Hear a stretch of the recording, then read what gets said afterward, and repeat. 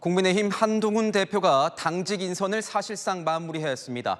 내정된 인물 몇몇을 모두 보면 한동훈의 사람들로 분류됩니다. 지난 총선 비대위부터 전당대회 그리고 이번 당직 인선까지 친한계가 당내 입지를 넓혀가는 모습입니다. 조민기 기자가 취재했습니다. 한동훈 국민의힘 대표가 김종혁 전 조직 부총장을 지명직 최고위원에 내정하고 내일 발표할 예정입니다. 김 전 부총장은 한동훈 비대위에서 조직 부총장을 맡았던 대표적인 원외 친한계 인사로 꼽힙니다. 한동훈이라는 사람이 필요해 라고 우리 당원들은 명령하신 거고, 그리고 우리 국민들께서도 거기에 박수를 쳐주신 거예요. 정책위의장 인선 갈등을 봉합하고 추가 인선에 속도를 내며 이른바 3기 친한계 윤곽도 드러나고 있습니다. 당 전략기획부총장에는 전당대회 캠프 상황실장을 맡은 신지호 전 의원을, 수석 대변인과 홍보본부장에는 한 대표의 비대위 영입 인사였던 한지아, 장서정 두 사람을 임명할 예정입니다. 지금까지 인선을 정리하면 비대위원장 시절 1기 친한계, 전당대회 캠프 출신이거나 선거를 도운 2기 친한계가 속속 주요 당직에 자리를 잡는 모습입니다. 친윤계에서는 최근 인선을 유심히 지켜보는 의원들이 많다며 불편한 감정이 여전합니다. 다만 한 대표 측 관계자는 개파가 아닌 대표와 함께 잘 일할 수 있는 사람을 물색하는 것이라며 확대 해석을 경계했습니다. 호사가들이 말하는 것처럼 해석하실 일은 아닐 것 같아요. 인선에 대해서는 제가 여러 가지 상황을 고려해서 잘 진행하겠습니다. 한 대표는 내일부터 사선 이상 중진 의원들과 차례로 오찬 회동을 갖습니다. 인선 등으로 불거진 당내 갈등을 봉합하고 내부 결속을 다지는 행보로 풀이됩니다. 채널A 뉴스 조민기입니다. 민주당 새 지도부를 뽑는 전당대회 호남 지역 경선 둘째 날인 오늘 이재명 당대표 후보가 승리를 이어갔습니다. 그런데 김두관 후보가 이재명 후보를 지지하는 당내 세력을 겨냥해 과거 신군부 세력인 하나회에 빗대면서 선거판이 시끄러워졌습니다. 이상원 기자의 보도입니다.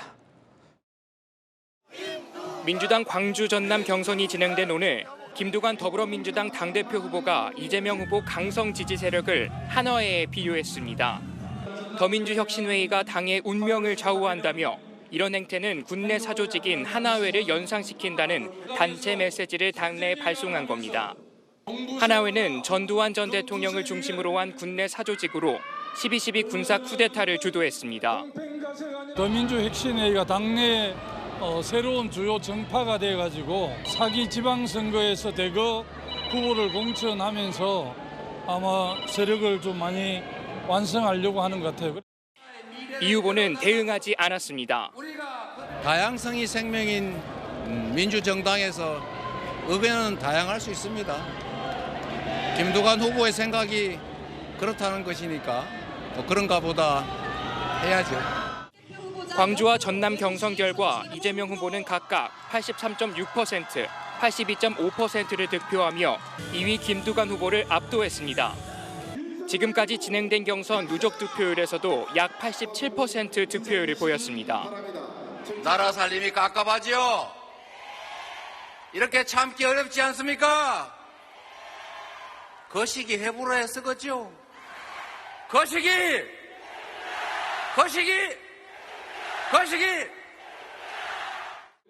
최고위원 경선에서는 누적 득표율 1위 김민석 후보가 2위인 정봉주 후보와의 격차를 오늘 더 벌렸습니다. 한준호, 전현희, 민영배 후보가 그 뒤를 이으며 호남 경선에서 최고위원 경선 누적 득표 순위가 크게 요동쳤습니다. 채널A 뉴스 이상원입니다. 여권이 반대하는 방송 4법을 민주당이 강행 처리하면서 이제 공은 정부로 넘어갔습니다. 윤석열 대통령은 내일부터 휴가를 떠나는데 이례적으로 휴가지에서 거부권을 행사할 가능성도 적지 않습니다. 굳이 시간을 끌 필요가 없다는 겁니다. 백승현 기자가 취재했습니다. 윤석열 대통령이 이르면 모레 방송 4법에 대한 제2요구권, 즉 거부권을 행사할 방침입니다. 지난주 정부로 넘어온 법안에 대해 15일간 숙려 기간을 가질 수 있지만 곧바로 판단을 하겠다는 겁니다. 집권 여당의 책임을 다하기 위해 대통령의 제2요구를 건의할 것입니다. 대통령은 내일부터 휴가에 돌입합니다. 때문에 한덕수 국무총리가 국무회의를 주재해 거부권 행사를 의결하고 대통령이 휴가지에서 이를 재가하는 방식이 유력합니다. 대통령실 관계자는 이미 법안이 가진 문제점은 누차 이야기해온 것이라며 시간을 끌 이유가 없음을 분명히 했습니다. 거부권 행사는 보통 소관 부처가 이를 건의하고 국무회의 안건으로 올려 처리합니다. 하지만 위원장 직무정지로 의결이 불가능한 방통위 건의 없이 국무총리실이 안건을 직접 국무회의에 올려 처리하는 안이 유력합니다. 정부 고위 관계자는 그간 방통위 관련 안건은 국무총리실이 담당한 만큼 절차에 문제는 없다고 밝혔습니다. 거부권 행사에 절차상 문제가 없다는 게 정부 입장이지만 추가 청문회까지 예고한 야당의 강한 반발도 예상되는 상황입니다. 채널A 뉴스 백승현입니다. 오늘도 전국에 폭염특보가 내려졌습니다. 특히 경기 여주에는 낮 기온이 40도를 기록했습니다. 이 기온이 40도대를 나타낸 건 역대 8번째입니다. 온열 질환 사망자도 속출하고 있습니다. 공태현 기자입니다. 오후 3시 33분쯤 이곳 경기 여주시 점동면 기온이 40도로 관측됐습니다. 2018년 이후 6년 만에 40도대를 기록한 겁니다. 지금 봐봐요. 땀이 엄청나잖아. 숨도 차고. 지금 숨이 막히죠, 지금. 오늘 여주를 비롯해 국내에서 기온이 40도 이상을 나타낸 건 모두 8번. 1942년 8월 대구 기온이 40도를 기록한 뒤 2018년 8월 홍성, 의성, 양평 등에서 40도를 넘었습니다. 기상 관측이 시작된 이래 최고 기온은 2018년 8월 1일 홍천에서 기록된 41도입니다. 오늘 최고 체감 온도는 경기 안성 39도, 전남 구례 38.3도, 충남 공주 38.2도, 강원 홍천이 37.5도 기록했습니다. 북태평양 고기압과 티벳 고기압이 이불처럼 덮고 있는 형태인데요. 낮 동안에는 햇볕에 의해서 기온이 계속 올라가고요. 온열 질환으로 사망자도 속출하고 있습니다. 어제 하루에만 경남 창녕, 창원 등에서 3명이 숨졌습니다. 어제까지 11명이 온열 질환 추정으로 사망했는데 그중 절반가량인 5명이 어제와 그제 발생했습니다. 올 들어 전국 온열 질환자는 1,546명에 달하고 있습니다. 질병청은 폭염이 지속될 경우 야외 활동을 자제하고 수분을 충분히 섭취할 것을 당부했습니다. 채널A 뉴스 공태현입니다. 이런 무더위 속에 잠 못 드는 밤이 이어지고 있습니다. 서울은 벌써 14일째 열대야를 기록 중입니다. 이번 폭염은 못해도 열흘은 더 계속될 거라고 합니다. 현장 취재 기자 연결하겠습니다. 자, 이혜주 기자, 지금 캠핑장에 나가 있는데 거긴 좀 시원한가요? 네, 이곳은 서울 마포구에 있는 실내 캠핑장입니다. 현재 7시 기준 바깥 온도는 34도에 달하고 있는데요. 이곳 실내 온도는 23도로 바깥과 10도 이상 차이가 나면서 이렇게 긴팔 셔츠를 입어도 덥지 않습니다. 밤 기온 25도가 넘는 열대야가 이어지면서 저녁 시간 더위를 피하기 위해 냉방시설이 갖춰진 실내를 시민들은 찾고 있습니다. 요즘엔 좀 날씨가 더워가지고 밖에서 캠핑하기가 좀 그렇다 보니까 야외만 아닌 거 빼고는 캠핑 분위기가 나서 좋은 것 같아요. 시원해요. 야외 캠핑장을 찾은 가족들은 선풍기도 틀고 수박도 먹어보지만 이곳에서 밤을 보내기는 힘듭니다. 밤이 돼도 너무 덥더라고요. 그래서 애들도 너무 힘들어해서 에어컨이 있는 집으로 갔습니다. 집이 더워서 시원하려고 온 건데 여기가 좀 더 더워가지고 집 가고 싶은 생각이 조금씩 나고 있어요. 서울은 14일째, 강릉은 16일째 이어지는 등 전국적으로 열대야가 지속되고 있습니다. 특히 강릉은 하루 더 열대야가 나타나면 2013년 이후 최장 기간이 됩니다. 기상청은 서울 등 내륙 곳곳에서 다음 주말까지 열대야가 이어질 걸로 보고 있습니다. 지금까지 서울 마포구 실내 캠핑장에서 전해드렸습니다.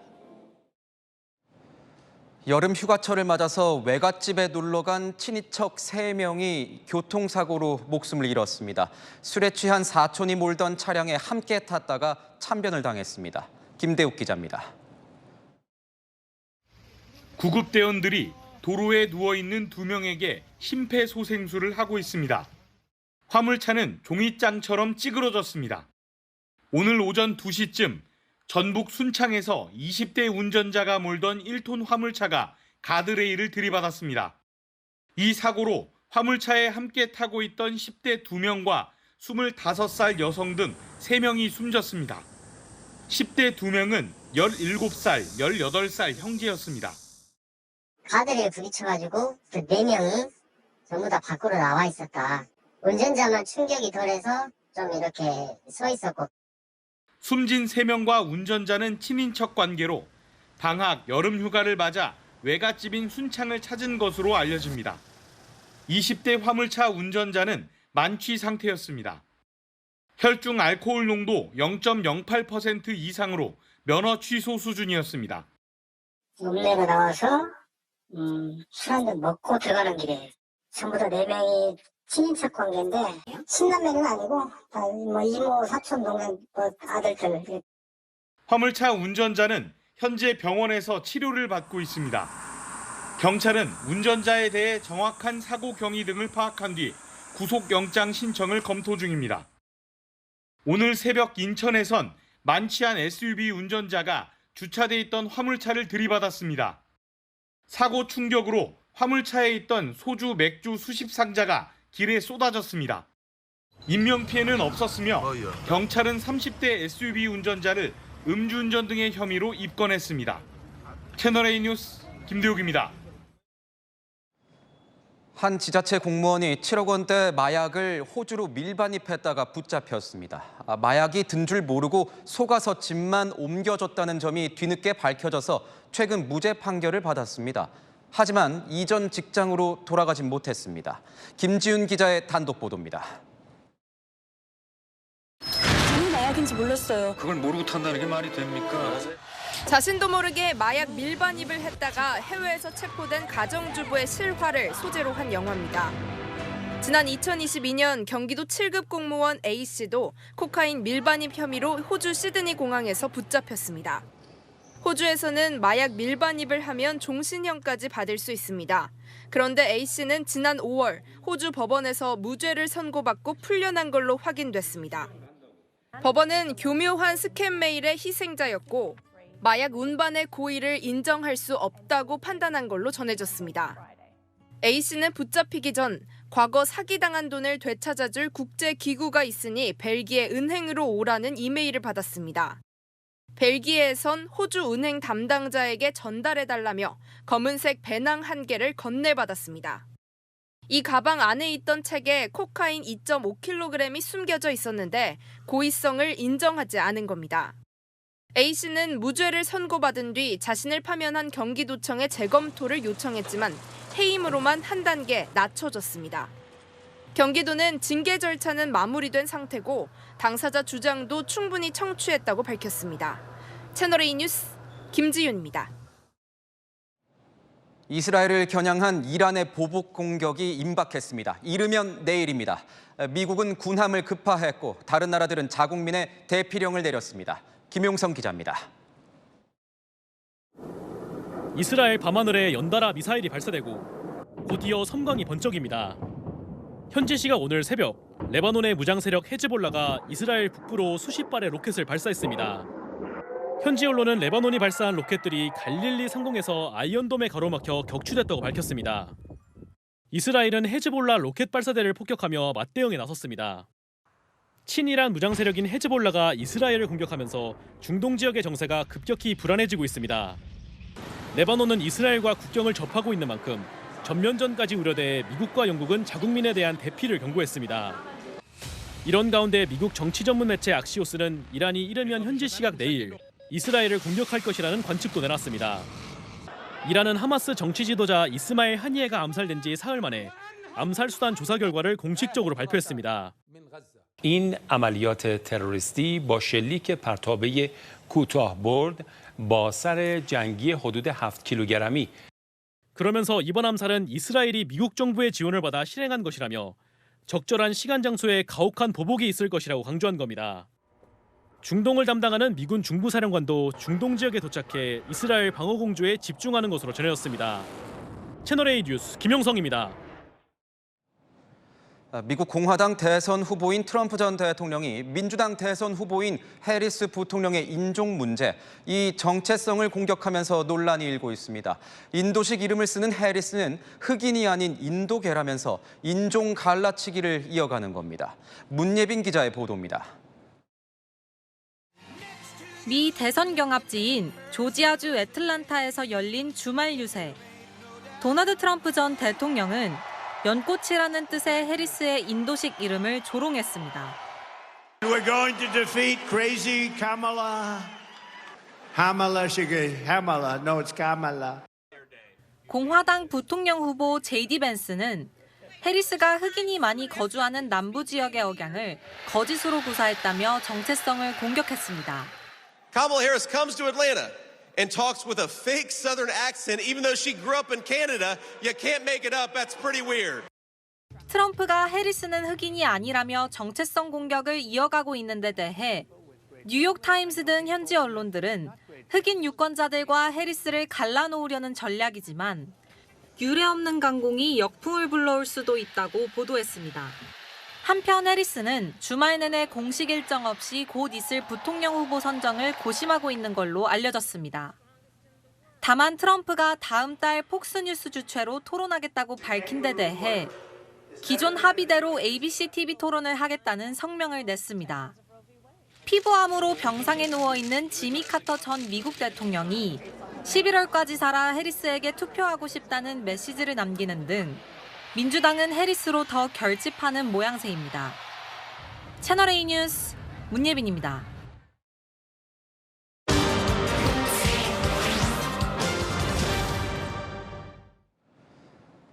최근 우리 군사 기밀이 해외로 유출되는 심각한 안보 참사가 발생했습니다.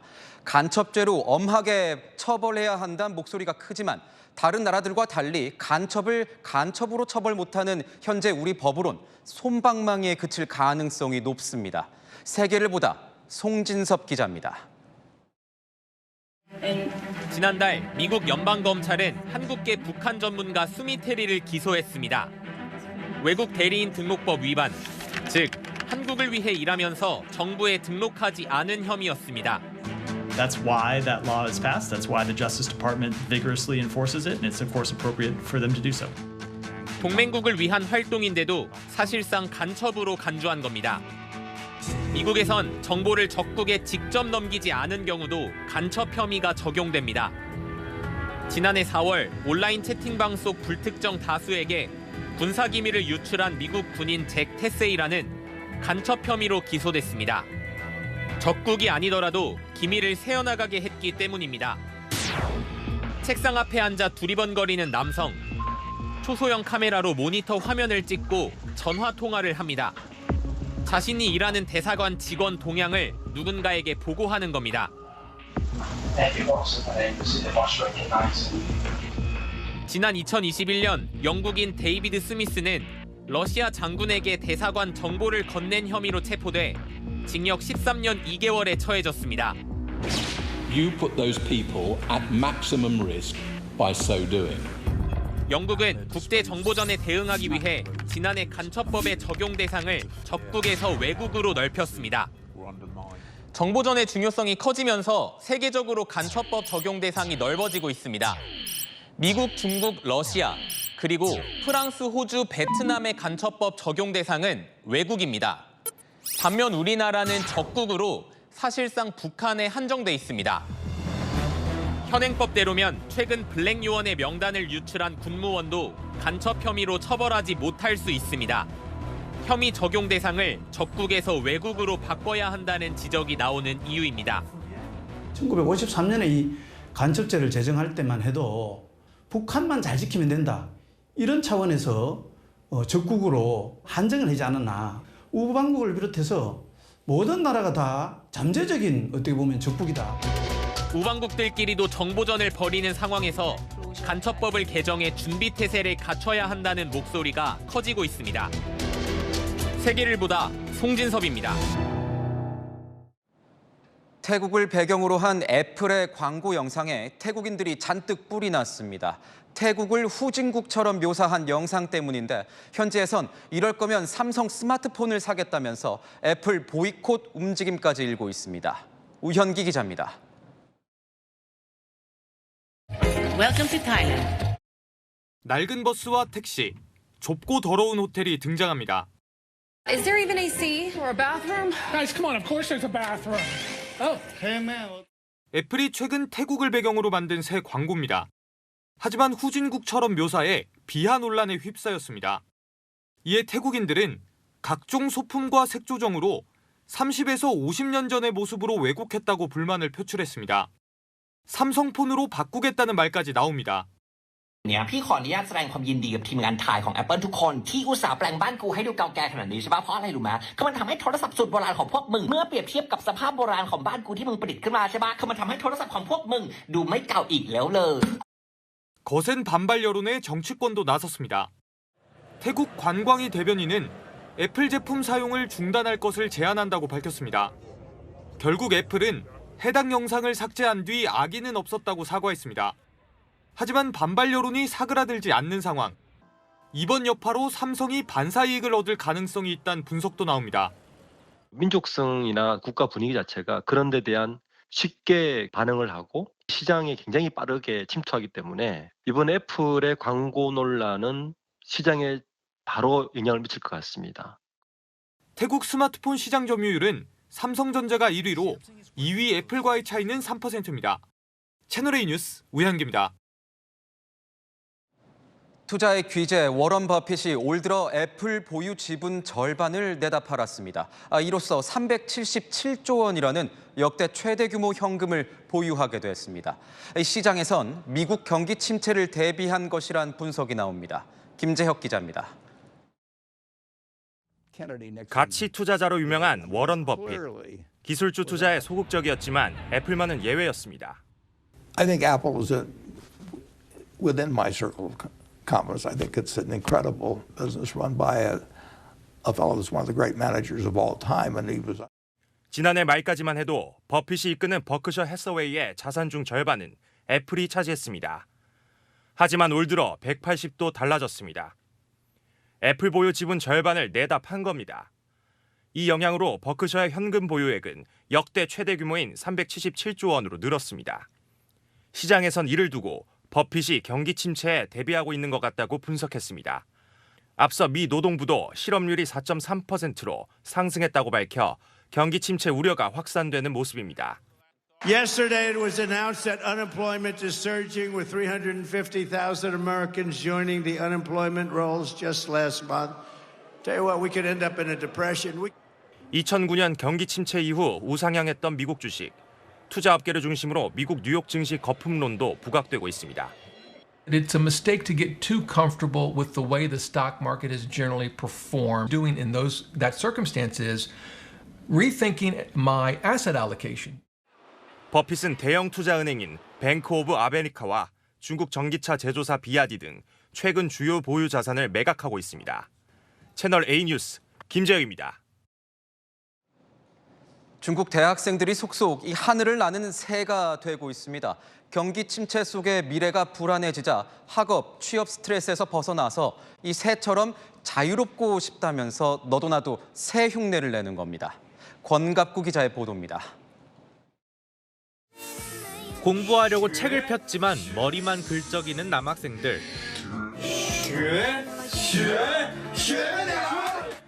책을 머리 위로 던져버리고 팔을 5단으로 넣은 채 새소리를 냅니다.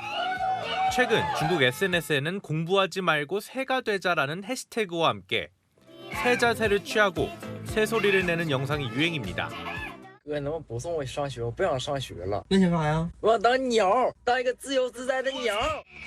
중국 경기 침체가 장기화되면서 학업과 취업 스트레스가 커진 젊은 층들이 현실 풍자를 위해 참여하는 겁니다. 忍不住化身一只固执的鸟。逆着狂风一直飞到底。 가만히 누워 아무것도 하지 않는다는 뜻을 가진 이른바 탕핑이라고 불리는 현상과도 연관이 있다는 분석이 나옵니다. 지난 3월에도 저임금 고강도 노동에 지친 중국 젊은이들 사이에 잠옷을 입고 출근하는 영상이 유행하기도 했습니다. 실제로 새를 따라한 학생들은 뉴욕타임스에 새의 자유로움이 부러웠다며 자유를 향한 타고난 욕망을 보여준 것이라고 전했습니다. 경기 둔화의 피해자가 된 중국 젊은 층들의 좌절감이 반영된 씁쓸한 유행이라는 평가가 나옵니다. 채널A 뉴스 공각구입니다. 올해 1월부터 6월까지 육아휴직에 들어간 근로자 3명 가운데 1명은 남성, 아빠들이었습니다. 역대 최고입니다. 부모 동반 육아휴직 급여가 확대된 영향이 커 보입니다. 김단비 기자가 취재했습니다. 도심 물놀이를 나온 아이들이 시원한 물줄기 사이를 뛰어다닙니다. 아이들과 함께 시간을 보내는 아빠들의 모습은 더 이상 낯설지 않습니다. 많이 변했죠. 저 엄마나 아이들 댕겼지 아빠가 그냥 애들 끌고 댕기라고는 전 옛날에 못 봤죠. 아유 참 세월이 많이 변해서 좋습니다. 이렇게 돼야 됩니다.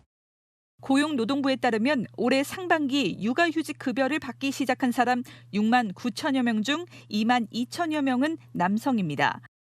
3명 중 1명은 아빠로 역대 최다를 기록했습니다. 육아휴직은 30대 아빠들에겐 익숙합니다. 등원할 때도 보면은 아버님도 많이 도와주시고요. 주위가 보면은 육아휴직들을 적극적으로 쓰는 분위기더라고요.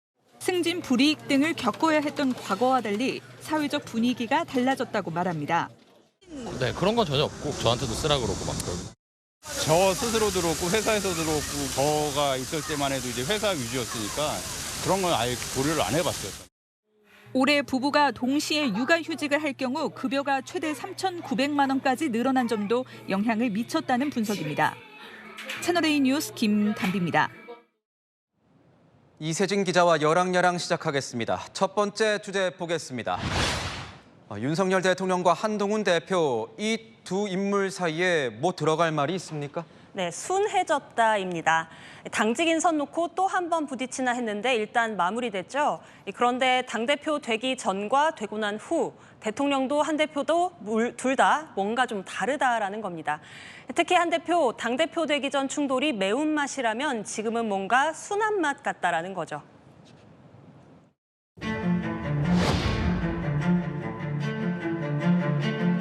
제가 사퇴 요구를 거절했기 때문에 그 이루기는 총선 이후까지 이어지는 것으로 알고 있는데요. 저는 과정에서 분명히 아쉬운 점이 있고 국민들께서 걱정하실 만한 부분이 네, 나중에 대통령 배신한 사람이란 지적에 잘못을 바로잡으려는 노력은 배신이 아니라 용기라고 말도 했었죠. 네, 맞아요. 기억이 납니다. 건건이 말로 합을 주고받았던 것 같은데 이제 뭐가 좀 달라졌다는 겁니까? 네, 순한 맛도 한번 준비해봤습니다.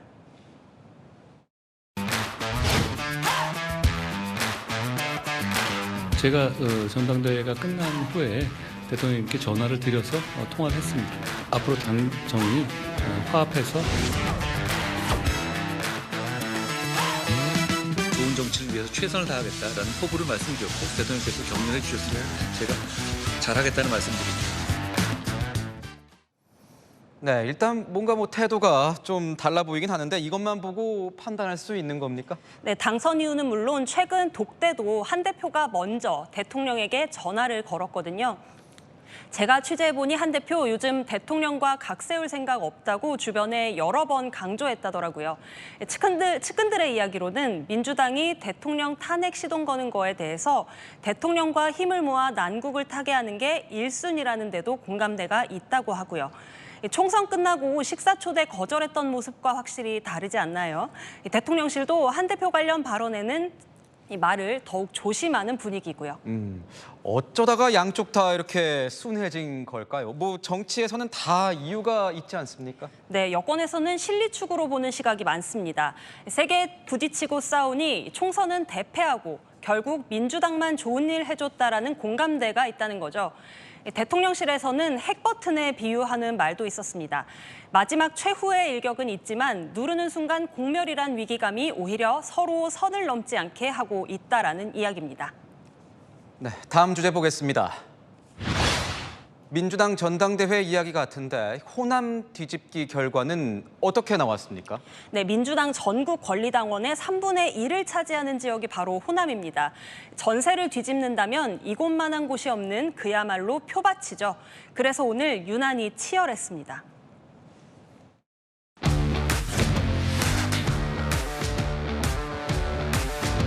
오메오메 겁나게 좋습니다. 고향에 와서. 사랑도 명예도 이름도 남김없이.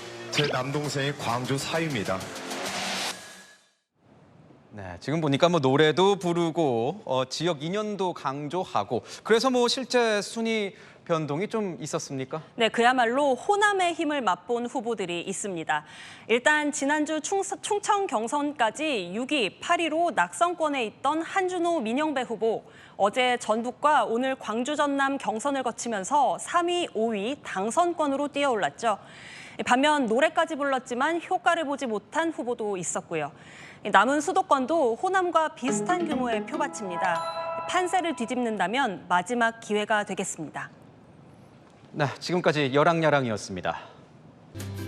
올해 들어 가장 더웠습니다. 전국에 계속되는 폭염특보 속에 서울이 36.2도, 강원 정선구는 37.3도까지 치솟았는데요. 찌는 듯한 더위 속에 열사병 예방을 위해 시원한 물과 그늘과 가까운 작업 장소, 규칙적인 휴식까지 꼭 챙기시기 바랍니다. 높은 기온 속에 새벽까지 소나기가 지납니다. 곳곳으로 강한 비 주의하셔야겠습니다. 내일도 맑은 가운데 서울이 28도, 34도로 열대야와 찜통더위는 여전하겠고요. 곳곳에 소나기입니다. 전국에 5에서 60mm가 예상이 되는데요. 특히 충남과 전북을 중심으로 시간당 30에서 50mm의 강한 비 예보입니다. 내일 아침에도 열대야는 여전하겠고 한낮에 서울 34도, 대구 35도까지 오릅니다. 당분간 폭염 속에 소나기가 잦겠습니다. 날씨였습니다. 불볕더위가 기승을 부리면서 온열 질환자가 급증하고 사망자까지 나오고 있습니다. 극한 기상이변에 더 뜨거워지고 더 길어진 여름철 폭염은 이제 단순한 자연현상을 넘어 사회적 재난입니다. 과하다 싶을 만큼 총력 대응에 나서서 인재가 되는 걸 막아야 합니다. 마침표 찍겠습니다. 더위도 재난일 수 있다. 뉴스에이 마칩니다. 고맙습니다.